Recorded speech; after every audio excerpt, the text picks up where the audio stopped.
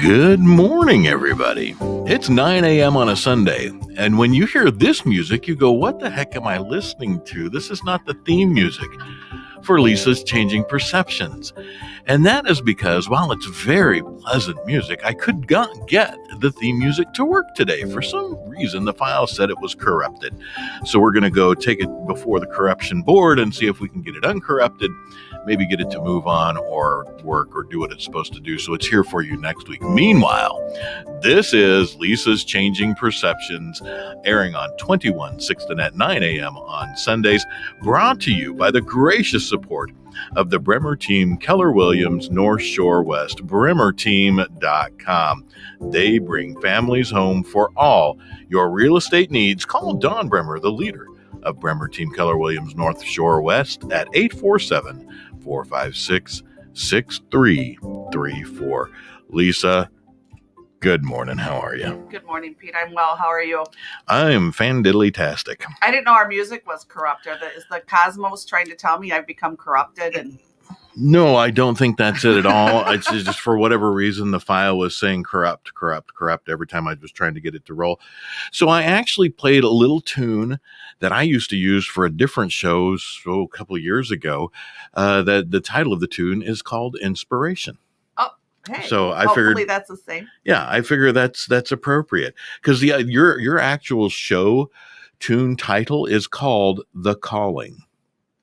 And so you have the calling and the inspiration now. I like the calling still. Inspiration's good. I still like the calling because this is my calling. And then I'm hoping people are calling in and asking things. So, and do we have the link in the comments today?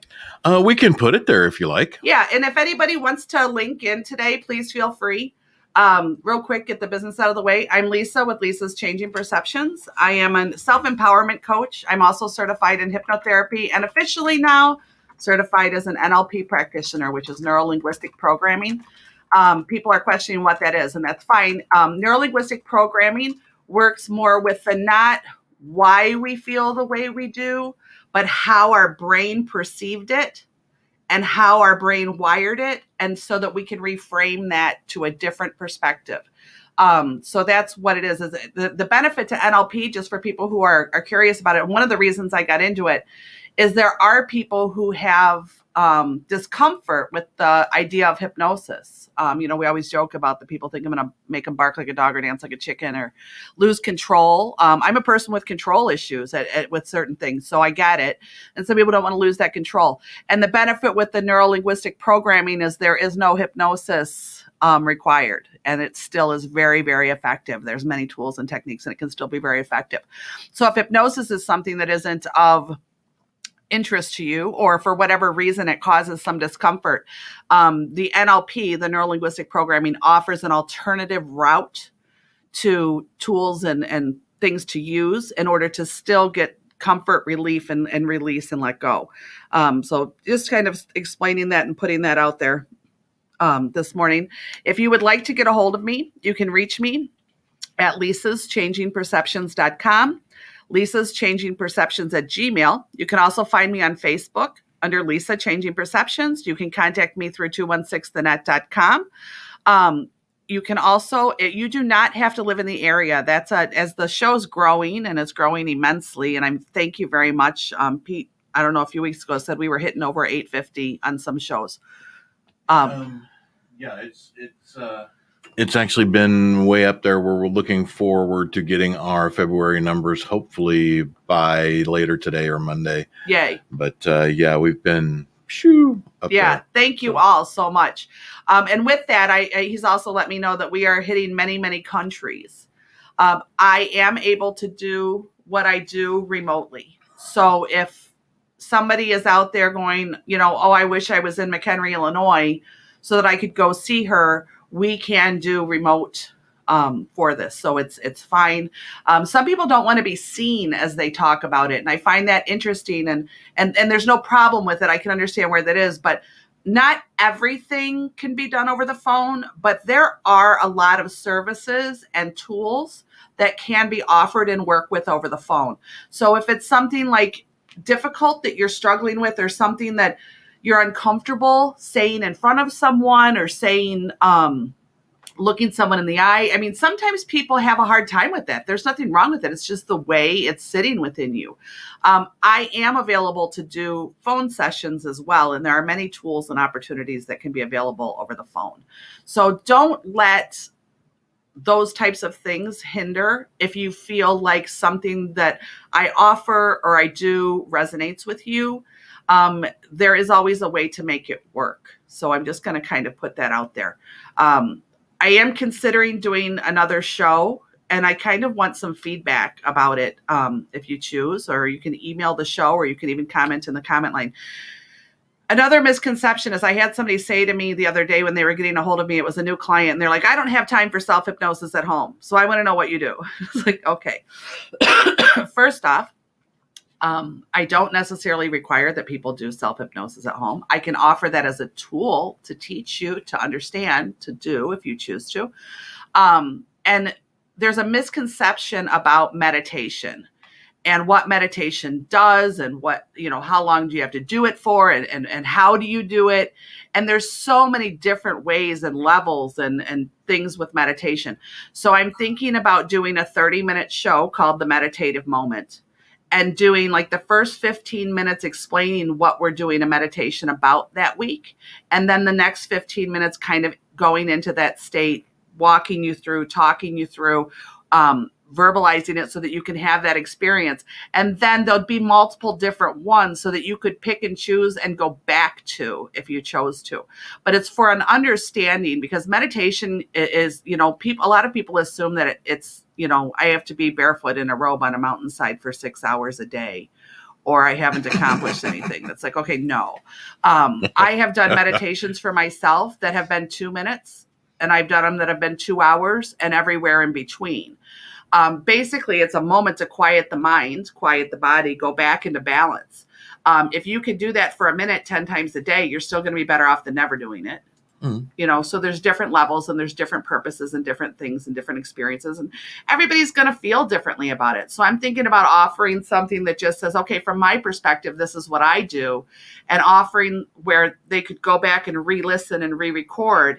And in that 10 or 15 minutes in the morning before going to work or at night before going to bed, you have something to go back to and go, ooh, I can hear her tell me and what guide me through it. Sometimes somebody guiding you through something like that is easier for people than getting yourself there. If it's not, cool, go get yourself there. That's terrific. And for those who prefer to have somebody guide them through, then it's available to you.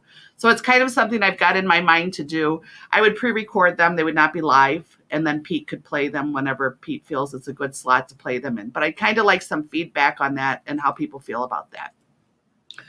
Before I start yapping, are there any questions? Off the bat, no Okay. questions just yet. Okay, and interrupt me if you feel you need to. And if anybody wants to click the link and come in and talk to me today, please feel free to do that. Before we start talking today, I am going to do a trigger alert / offense alert, because there are going to be people that do not agree with me today. Okay. What does that mean? We're in a society, Pete and I were having this conversation before the show, where everything seems to be triggering everybody. Sometimes I think it's called offending me. I'm going to cause, my goal for this show is not to offend anyone, not to trigger anyone, not to challenge anyone. The challenge that I am offering is thought. For us to take a breath and step back, take a deep breath and say, why is this affecting me the way that it's affecting me? Why is this offending me or triggering me to the extent that it is? What in me is it? Because this is how we find what's going on around us. That is not, and I repeat, is not meant to tell anyone that an issue is not of value, not important, or not something that should be changed. In no way, shape, or form. What my purpose behind it is that we become so reactive about things that we actually cause more turmoil, more wounds, more conflict. So I'm offering just some other perspectives to step back and look at things and say, okay, you know what? If I look at that from the outside, I can see it a little bit differently. We are not going to talk about the biggest topic out there right now because I am not getting into that conflict. But we're going to talk about the little things that happen to us every day in our lives and all the things that are so judged in our society now. And I always base my show, well, I usually base my show on whatever my current experiences have been during the week. And some things have happened this week, and it's experiences, situations. And I'm one of those people that tends to delve into a situation and try and look at it from all the different perspectives. And, what can I learn from this? What can I get from this? How can I help myself with this? How can I help a client that might come in with this situation? I'm just one of those people that thinks like that. It's not right or wrong. It's just how my brain functions. And enough situations have come up that have kind of shown me that a lot of times on the show, we talk about looking at ourselves in the mirror and peeling that onion. And we insinuate, and actually it's not even insinuation because it's kind of what we do, is we look at all the dark side of us, the negative things in us, the pain in us, the wounds in us. And we all have them. But we forget that in the universe, and again, this show is always my opinion, my perspective. If it's not yours, bless you and live in peace with yours. The universe, the cosmos, whatever, has balance. And not only is there that mirror that we can look at to really reflect on who we are and what we need to change and how we could be better or how we could let something go or whatever it is. But in the balance, we also have a mirror where we have good. We have good things about us. And it was kind of presented to me to eat a little crow this week, which is why I'm bringing it up on the show, that I have spent a lot of time looking at one mirror and I got locked there. So Spirit presented me with situations that forced me to go, hey, wait a minute. But, oh, wait, you're not all bad. Wait, you did some good things. How would you have changed that? So those are the types of things we're going to talk about today. And I'm going to bring up some what I look at as silly examples, but it's probably not to somebody, and I don't mean to belittle your feeling if it is, but how much we all, regardless of what's going on around us, are still affected by how other people feel, and we're still uncomfortable looking at how we feel. So I'm going to start off with one of the smaller topics in my eyes, and hopefully it's going to get the ball rolling, and Pete hopefully is going to jump in with something here as we're doing this. But I went and got my haircut. I know those of you who have watched for a long time realize that I changed my hair significantly. And people didn't realize when I changed my hair a couple things. One is I had that haircut, other than very short periods of time where I tried to change it and then I immediately went back, for 40 years. I had that hairstyle, similar hairstyle, since I was in the 7th grade. Wow. So when I changed it, it was traumatizing to me. There was a part of my identity that was in this hair. In that hair, this big hair. And I always said I keep my hair in 1985 because I always liked the big hair. And all the things that go along, even with something like that of a decision, was, to tell you the truth, I don't watch my own show. I have never listened to my own show. I just don't. It's something I would end up looking at every single thing I said and did, and then I'd never be able to go off the cuff and just speak again because I'd be so self-critical. But I was watching the news feed on Facebook, and I saw the video come down, and I realized that my bangs looked weird. Like they looked like a landing strip. And what people didn't realize, or I thought didn't realize, because I looked at it and I went, okay, Lisa, wait, you always see yourself worse than other people see you. Like, don't beat yourself up here. And, So I went in to get my hair cut that week. And the woman who does my hair, I love her. Her name is Lori. She's fabulous. And I went to high school with her. So we've known each other for a long time. And I said, oh my gosh, it was so funny. I was flipping through my Facebook and the feed came down and I saw myself and I went, oh my God, look at your bangs and look at your hair. And I said, it bothered me. And then I remembered, like, oh, Lisa, you look at yourself worse than other people see you. Because we all do that, right? Yeah. And she said to me, no, I noticed it too. I was trying to figure out what we could do about it. And I went, oh, the trauma. oh my God, here I'm trying to upbeat myself and somebody else is seeing it. And what people don't know is I have a disease called polycystic ovarian syndrome. I know this will shock you, Pete. You'll have a comment for this. I Okay. produce too much testosterone. Oh, you don't say. I knew Sorry. Pete would want to jump in with that one. I apologize. God be with the starving piggies. I am not again, offended because it's whatever. funny. I've always said, thank God I have that because of the male dominant life I have led. I would have been eaten alive. So I've always been grateful. Well, that then, I had yeah, that. maybe it's very much to your benefit. Right, exactly. And so, but anyway, with that, I have widow's peak, male pattern baldness starting. Like, so my hair, I'm getting the widow's peak, you know, where it kind of comes back on the sides first. And it's coming very thin on the top. And so when I would get my hair big, I was able to camouflage a lot of that. And what I noticed in that picture was, oh my God, it's really getting bad. And now you have like this landing strip bang rather than these bangs. And I hid behind my hair. I have body image issues. I have insecurities. I'm dealing with them, but I've got them all. And a lot of people say you shouldn't tell people that when you work with them. Well, why the hell not? I'm not superior. I just happen to go study something and learn some stuff, so I'm going to share it.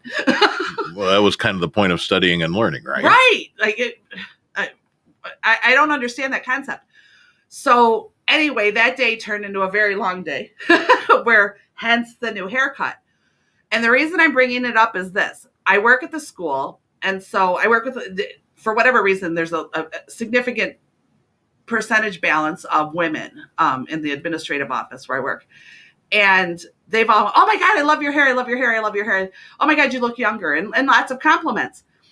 And I was grateful. I'm grateful that it makes me look younger, and I'm grateful that people like it. But there was a little part of me going, but my identity is gone. Like I'm really traumatized by having to even have people see me and comment on it. So I tell people, and here's my hair is fake. Not all of it.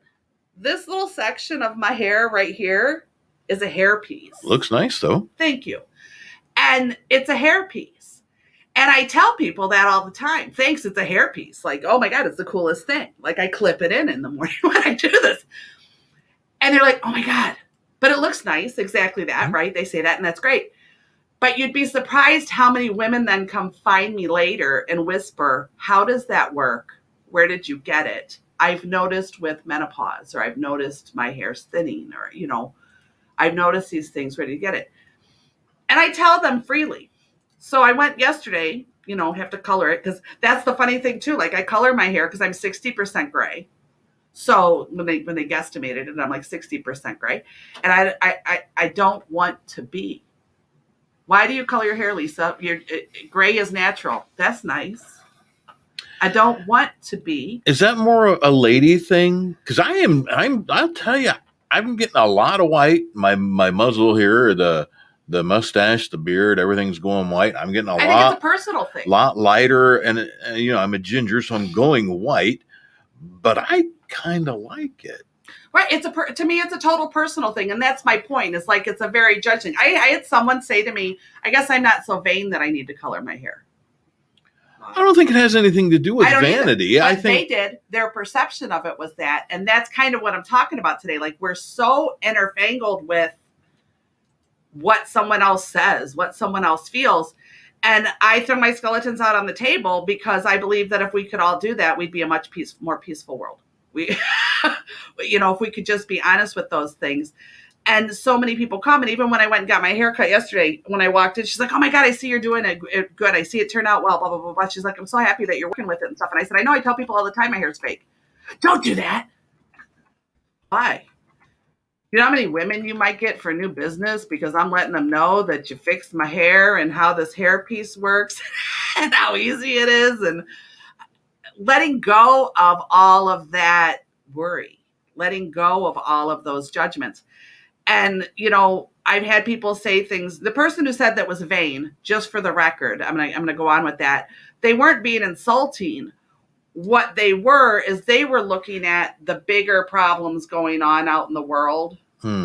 With all those bigger problems going on out in the world, why are you worried about your hair? Okay, here's my answer.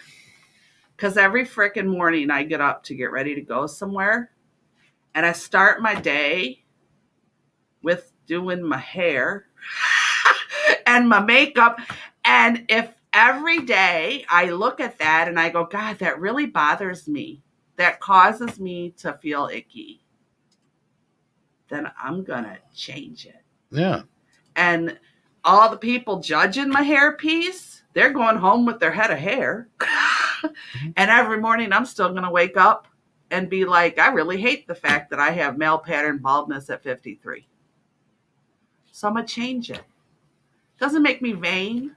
You know what it makes me? You are younger than me, aren't you? Yeah. You know what it makes me? Sorry. It makes me feel better about myself in the morning. Why? Because when I look in the mirror, it was something that bothered me that I wanted to feel better about.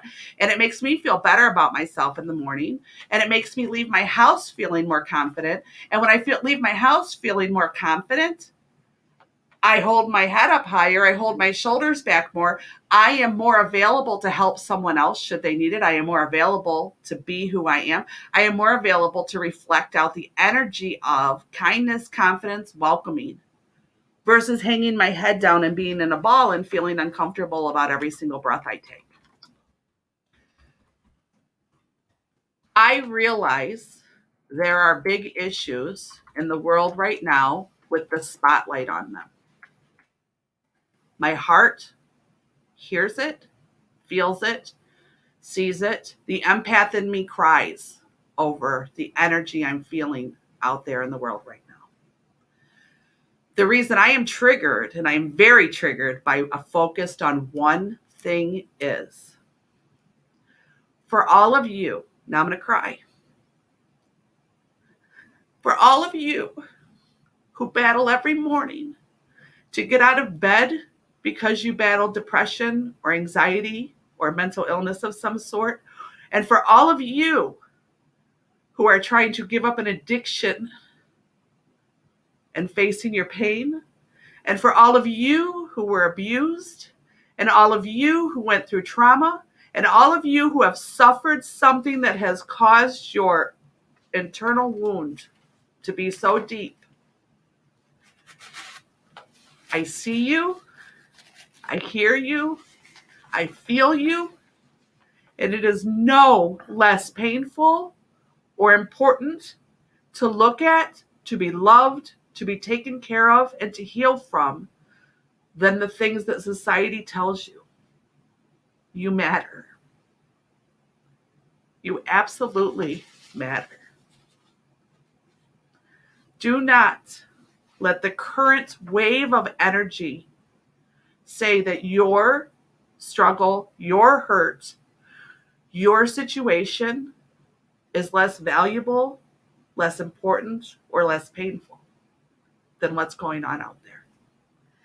And if what's going on out there isn't something that affected your life and you can't understand it, okay.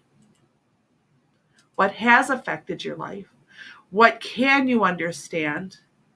How can you change it and heal it and be the inspiration for someone else to do the same? Even if it's never put under the spotlight, even if you're never seen for it by anyone beside yourself when you look in the mirror every single day. For every person in recovery who says, there's no point, I was so bad, there's no point, my kids were already screwed up, there's no point, there is a complete point. The point is you still matter. And we cannot go back.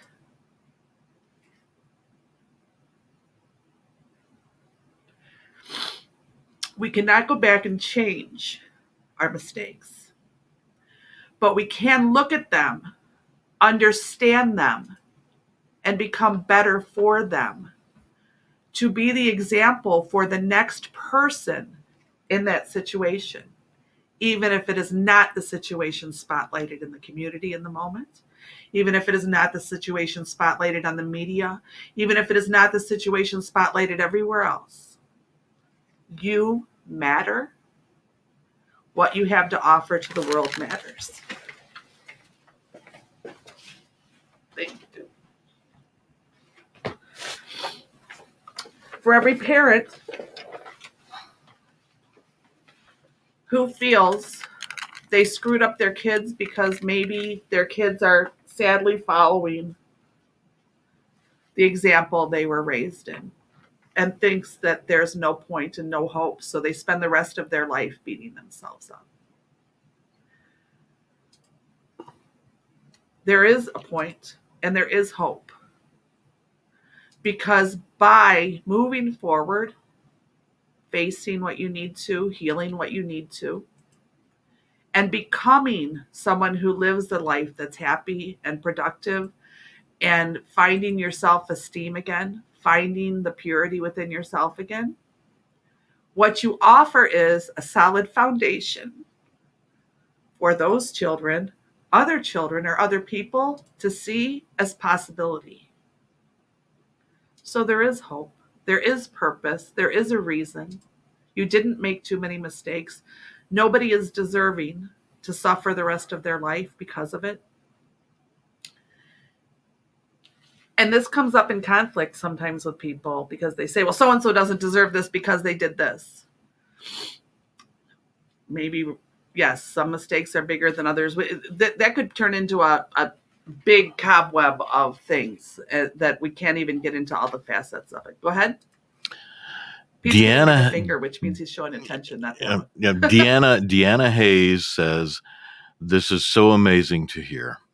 I'll have 14 years clean and sober on April 13th. Congratulations, Deanna." Congratulations, Deanna. And I hope that, this is okay with you that I say that. And I want people to know there is a difference between sober and recovery.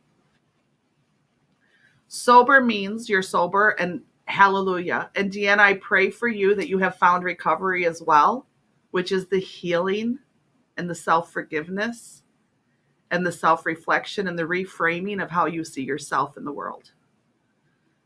Because it seems that our society doesn't allow that very easily.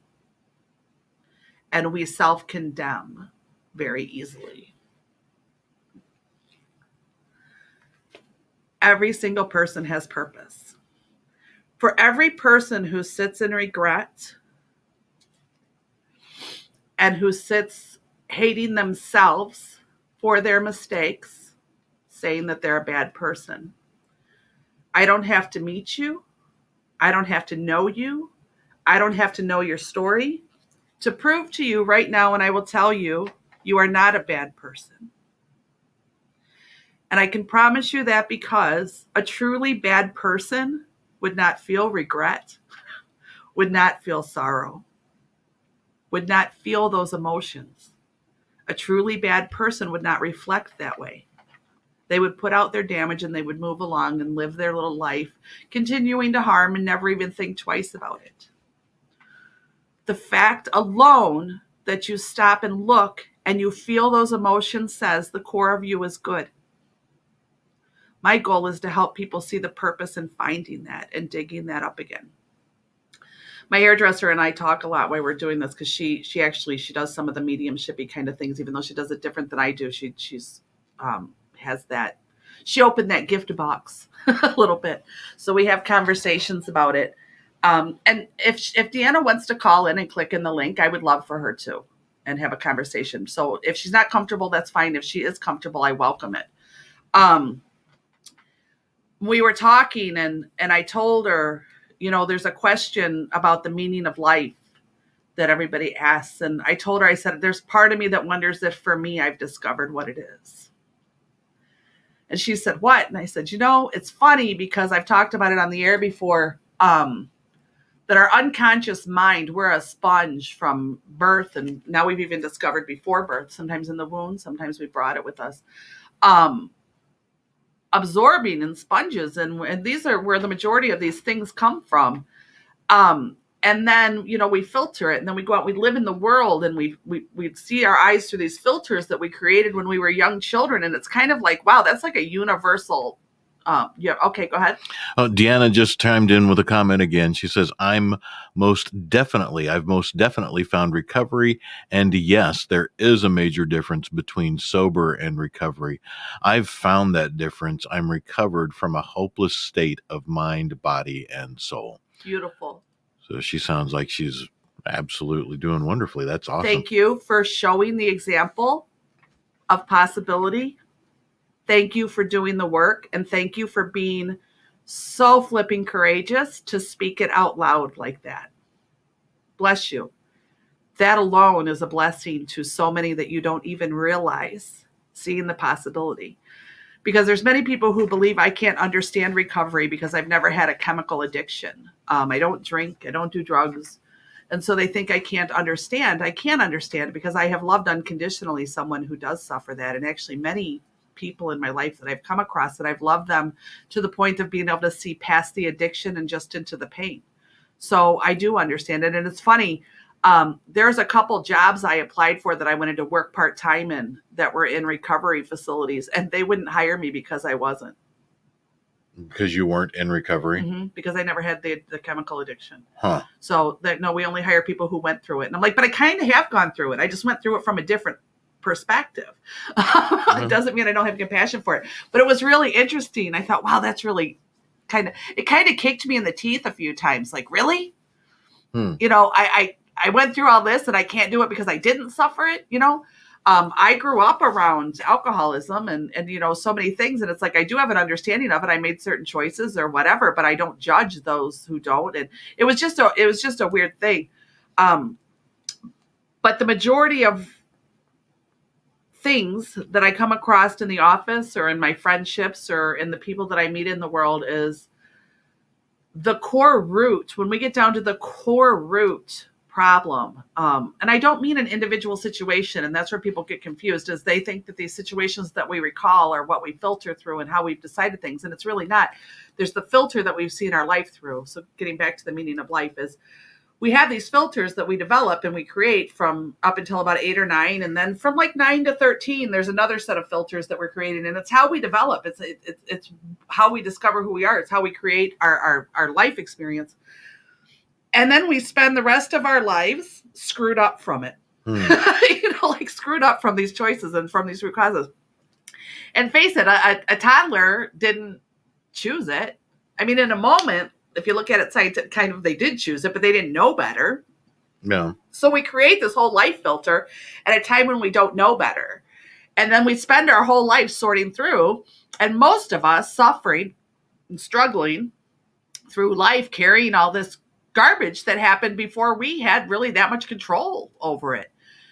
And I said it's weird because the more I learn about the human mind and self-reflection and discovering our integrity and our character and doing the right thing even when it's hard, doing the right thing even when you lose.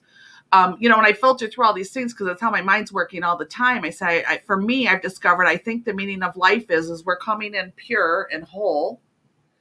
And then we're filtering through these experiences and deciding who we are, and then going through life, kicking our own ass or cheering ourselves on or whatever it is, and those things. And our journey here is meant to find our way back to the pure before we go. That's our attempt. Does that mean that everybody's successful? No, it doesn't. But for me, that's what I'm starting to believe the meaning of life may be, is that we come in with this pure, innocent soul, unconditional love. Face it, babies don't hate people. Right? No. And Just we come in with this pure, unconditional love and view, and we're a sponge, and we want all these things. And then all these things muck up our sponge and leave mold in the corners and, you know, dirt that we need to squeeze out. And that our life experience is meant for us to challenge ourselves, to do better, to be better. And when we weren't, to look back at that and say, okay, but where could I have been? And sometimes that intermingles us into this craziness where then we beat ourselves up more. And what I'm discovering is that if we can step back when we get caught up in that mindset, because I get caught up in that mindset too. For those of you who don't know me personally, I am right now in the process of rebuilding my life, so to speak, from scratch for the third time. Third time's a charm, right? Yeah. Let's hope Yeah. so. And I got stuck in that mirror, the first mirror where we self-reflect on the oh my God, where could you have been better? What should you have done different? Blah, blah, blah. And Spirit brought me the opportunity in a couple experiences this week that forced me to stop and go, wait a minute. Okay, if I look back, now I'm going to step back at that situation, but I'm going to look at it from the outside. In those moments where some of those choices that you're beating yourself up for were made, how would you have made them differently? What would have been different? And what I discovered was, even though the outcome has caused stress and some turmoil, and truthfully, that's why my hair fell out. That's a big part of the reason my hair fell out was stress. Wow. You were in pure integrity. Your intentions in those moments were good, pure intentions of doing the right thing, and you didn't stop to think about what you may lose. You only thought about what is the best thing I can do in this moment, what is right to me. And as I stepped back and I looked at the chain of events from that outside perspective, from that perspective of, okay, fine, hindsight's 2020. We all know that. Face it, we'd all be rocket scientists if we could live life backwards, but we don't, right? You know what? I had pure intent. Even in my mistakes, when they were genuine mistakes, some of them were genuine mistakes. I didn't handle something maybe, now looking back, I go, ooh, could have done that better. But when I stepped back and I stepped out of myself and I looked at it again, but wait a minute, your intentions in that moment were pure. That you were meaning to do the right thing. You were working with what you knew in that moment. You were working with the best you had in that moment. And you weren't working from a selfishness. You weren't working from a greed. You weren't working from a place that was so-called negative, or however you want to look at it. Stop beating yourself up. And that's what Spirit said, now you see there's two mirrors. So we talked a lot about the mirror where we self-reflect on what we should, could, would change. But also because the universe, cosmos, whatever you want to believe in, has balance, there's another mirror. And it's the mirror that says, you know what, you got your ass kicked. And in hindsight, you probably could have done something a little bit different so you wouldn't have. But you were a really good person. You did the best you could with what you had in that very moment. And the reason I can prove to every single person who looks at it and says that you were, is because you're able to look and say, I can see where I could have done that differently. I can see where in that situation now I've learned that was something differently. So in the future, I will know that and I will be better and I will do better, and presented with that situation, I will change it. And when someone else is in that situation, I will share my experience with them. I will not shove my experience down their throat as the only truth in the world, but I will share my experience with them, and those who need that and to feel that will. Bad people don't care. Good people feel. Period. And I realize bad people feel anger, but we can get into that conflict. I'm talking about the people who feel the heartfelt regret, the heartfelt remorse, the heartfelt shame, the heartfelt those things. Bad people don't feel those things. The core of you is good. The core of you is that innocent, sweet, pure. Let's go dig for them. Let's go dig for them. Do not let society or any human being make you feel that your contribution to this world is less because they didn't experience something. Period. Your purpose here is to find your purity, find your truth, find your way back again. And you know what? You're going to be a light for somebody, because Spirit will always bring through the people who need that. And you'll find as you discover that. And Deanne, I'd like you to comment in on this if this has been your experience. You'll find that as you've discovered that, and as you're true to that, and as you're moving forward with that, coincidentally, people tend to be magneted into your world who are facing something you've already faced, going through something you've already gone through, going through something that you've already reflected on, going through something that you have experience to help with. And that is your purpose, to turn that back out. Our purpose is not only to look at every single thing we did wrong, but to remember that sometimes we can also stop and look at all the freaking wonderful things you did right.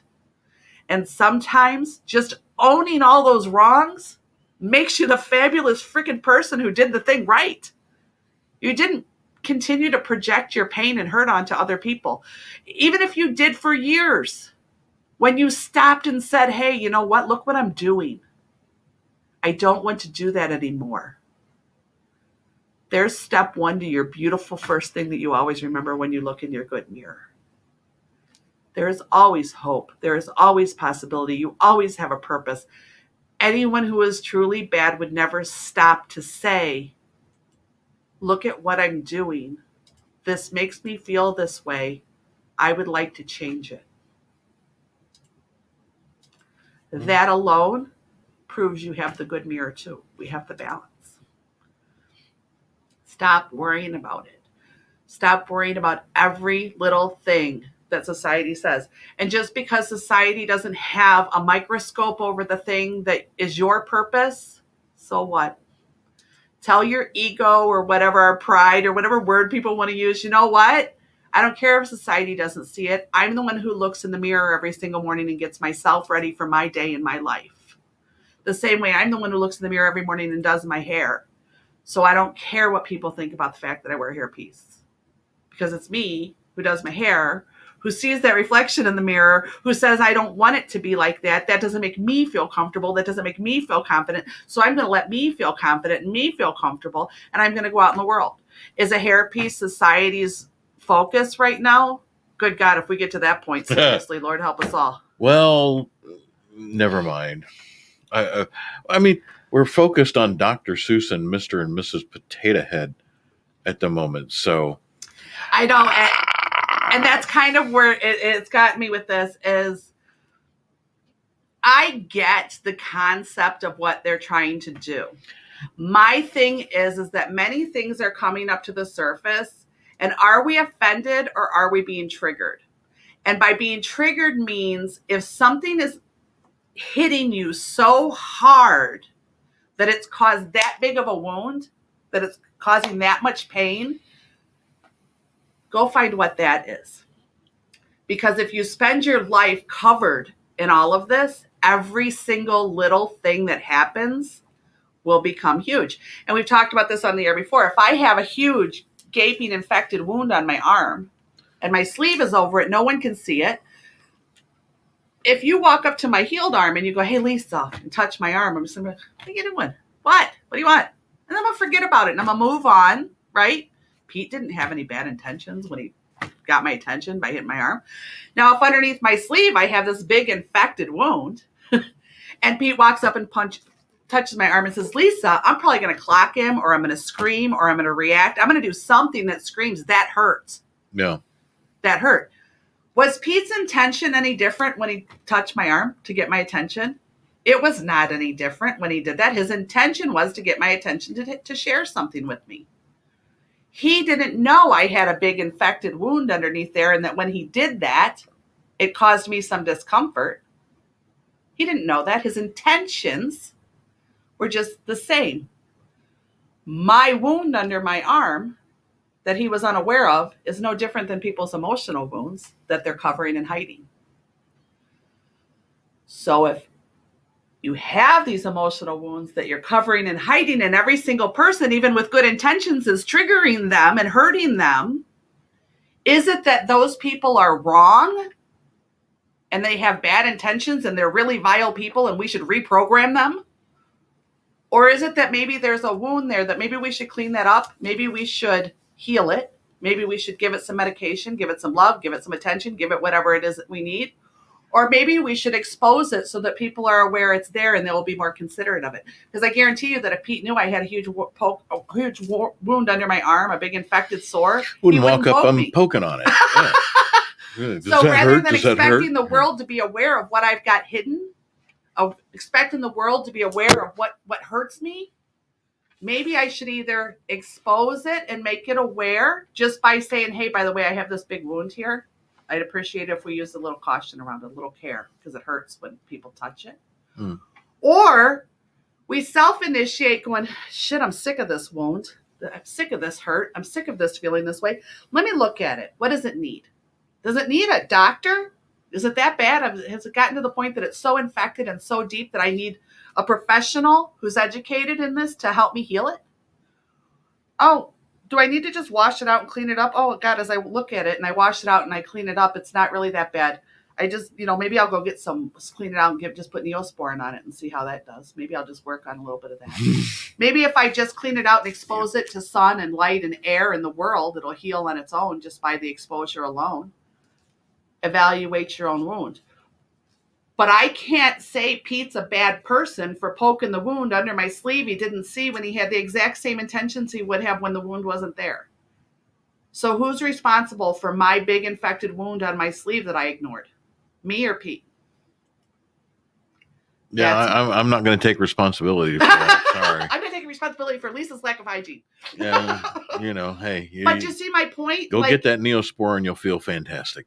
That's my point, is that, and what I'm finding as I talk to people, I keep watching the clock because I know I overtalk, is that also there's a lot of people jumping on to I'm going to say this word because I don't know another word and I don't mean it to be how it's actually going to sound, is jumping onto a bandwagon to defend an experience they never had because right now it seems like it's the right thing to do. Okay. Yeah. And somehow society has deemed that you're a better person if you jump on a bandwagon and take responsibility for something you never did. So Pete taking responsibility for my my wound. And I'm not saying that the situation is right or wrong, or I'm not putting a judgment there. What I'm hoping to do is plant some seeds of thought about it and how reactive everything is now. And Pete brought up the books and the potato head and stuff like that. Now we're getting down to the nitty gritty that we're also covered in all this out there in the world, that every little thing, we're going to search for everything. Oh, we're taking a minutia shower right now. Yes. And it's, for so many people, it's just so frustrating. And for me though, to the point, it's just, it's gotten to the point where it's oversaturation. I don't even feel the drops anymore. Well, and the thing is that there are so many people who are also struggling, who are also have experienced traumas or there's a million different words for what we can put on that different people's experiences are, that are basically being said, hey, wait, your stuff doesn't matter. I even heard a host one day speaking about that topic of, I'll just say it, racism. And somebody brought up another minority group that wasn't included in what's being focused on right now. And the person actually said, it'll trickle down to them when our problem's solved. And I said, what? You remember when we had that conversation many years ago about voodoo economics? Trickle down economics, it doesn't work. And it was like, what? Trickle down? And here's my thing, is that proved to me alone that that's a very self-reflective view. That's a very self-filter. And then the people who were experiencing something in that other group are basically being told, your group doesn't matter. Mine's more important. And in that, we're finding that in so many different things now, there's conflict because everybody's saying, I'm not being seen. Why is your pain more important than mine? So my point behind it is that if we can step back and look at ourselves and go, okay, what can I do? What's in my wheelhouse? What can I change? What am I good at? Hey, why am I going to take responsibility for this? I didn't do it. And often another question, and I've run into this in conversations like this with people, is how many of us are jumping on the bandwagon to fight for something that we didn't do? Because in doing that, maybe we're searching for our validity that we're a good person so that those things we don't want to look at no longer matter because we became this good. So how many of us are, and I'm not saying everybody is, it's just a food for thought. Are we deflecting away from the things about ourselves we don't want to look at by saying, I'm going to do this thing everybody will see? And if everybody sees me defending this thing, even though it has nothing to do with me and I never did it, they will never notice this other crap I'm hiding. Well, it's like the tail wagging the dog. Right. So again, am I accusing anybody of anything? Absolutely not. I'm just throwing out food for thought from another perspective because, well, that's what I do. That's my purpose in this, is for everybody to realize the filters of your eyes, and your eyes are what we see with, or if you're blind, it's how you hear, it's how you feel. The things that we absorb are being absorbed through our personal filter of experience. It will never be the exact same as someone else's. If we can step back and realize what's hurting us, what's triggering us, what's upsetting us, what's offending us, and kind of look at it from ourselves and start to realize that, yes, there are people in the world who have ill intent. There are people in the world that would know I have that wound on my arm and walk up and poke it just because they think it was funny. There are ugly people in the world. There are very few that I have at least ever experienced that are that intentionally harmful. Are there intentionally harmful people out there? Yes. There are very few. So if we stop and look at the intent behind someone versus just how we see it and how it makes us feel, I believe we'll find peace a lot faster. Because people are not ill-intended.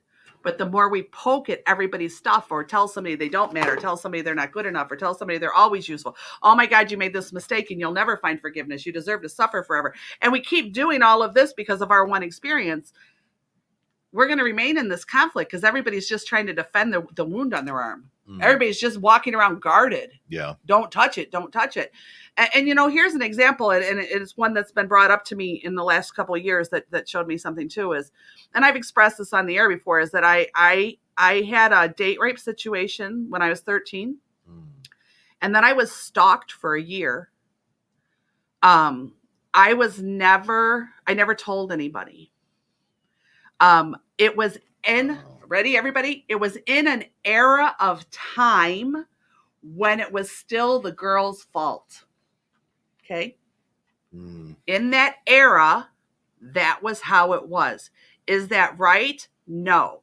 I'm pointing out a fact of reality. It was in an era of time when it was still the girl's fault, and I did not tell anyone. I was afraid that I would be, well, what did I do wrong? Well, maybe I deserved it. Maybe I shouldn't have put myself in that situation. All the crazy thoughts that go into your head. Right. And what ended up happening was a couple of years later, they killed someone. Wow. They killed a teen girl. And I went through years of self-brutality of, what if I had told someone? What if I had said something? What if I had done something about it? What if I, then this girl wouldn't have died. Taking this girl's death on myself. Damn. And taking the fault of that death on myself. And a situation happened in my life that brought me back to realizing how much kind of damage that had caused me. Taking this girl's life as my responsibility, that that was my fault that happened, because I had not been brave enough. If I had just been braver, if I had just, then this wouldn't have happened. And here's the reality as I started to heal that is, first off, I don't know that wouldn't have happened because I don't know what the outcome would have been for me saying anything. And when I look at myself in that situation, I was a 13-year-old girl. This was all through my entire freshman year of high school. Man. So looking back at who I was, what my situation was, what the situation of that was then, where my maturity level was, what my life experiences was. And when I stepped out and I looked at it again, you know what? I did the best I freaking could with what I had in the moment. I made the best choice I had. I was scared. I was damaged. I was all these things. And what happened. Am I sad for it? Of course.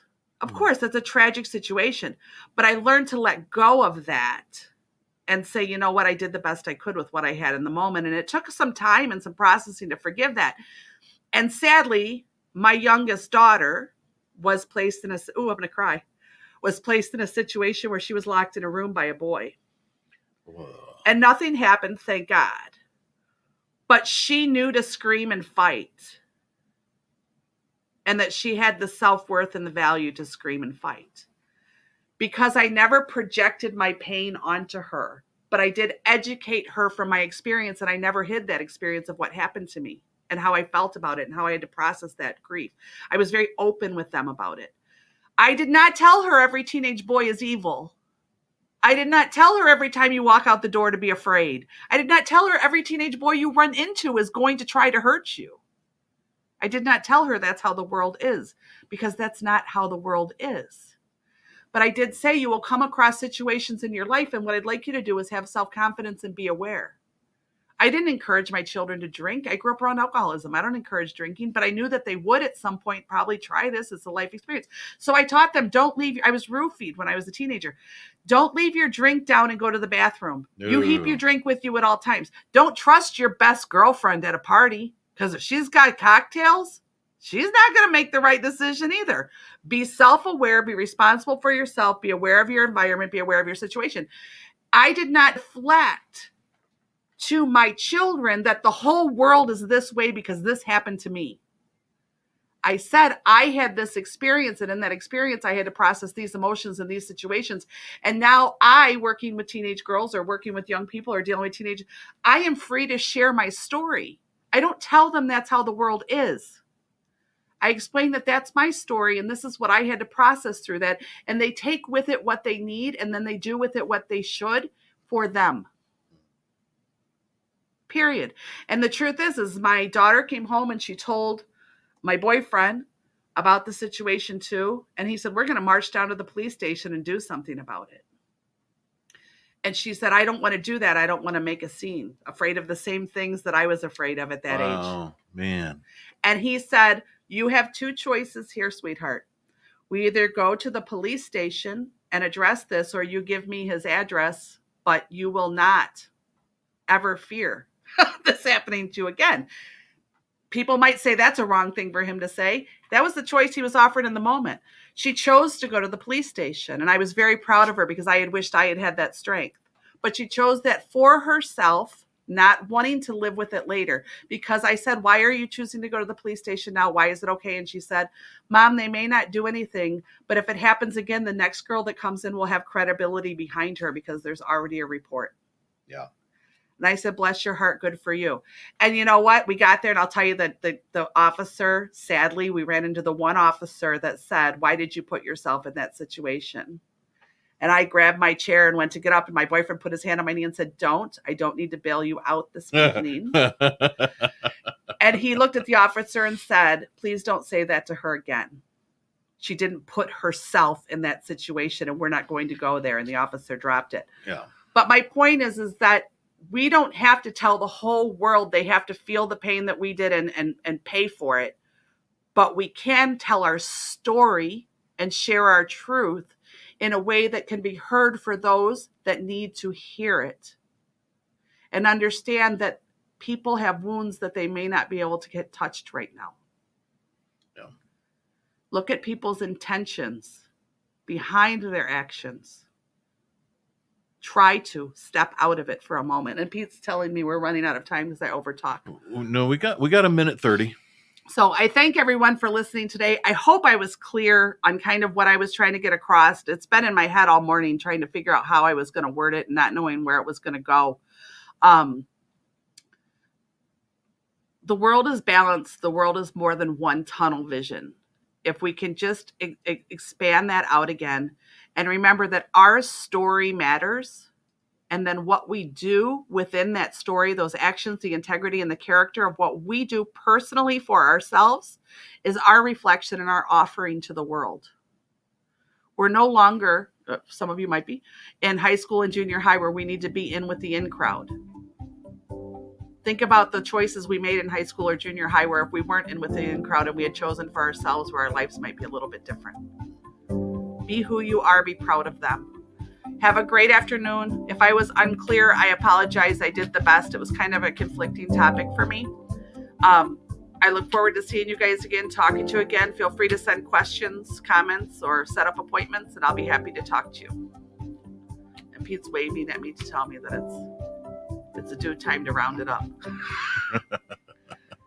Have a good day, everybody.